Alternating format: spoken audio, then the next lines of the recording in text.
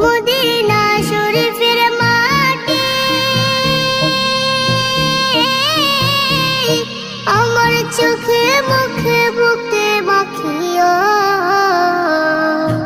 এমন পবিত্র মাটি, এমন পবিত্র মাটি আমার নবীর রওজায়।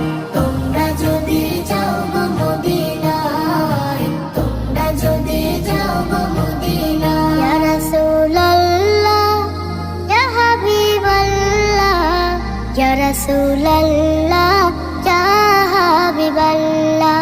মদিনা শরীফের মাঝে বেহেশতের বাগান আছে ও। সেই বাগানে শুয়ে আছেন, সেই বাগানে শুয়ে আছেন প্যারা নবী মুস্তাফা।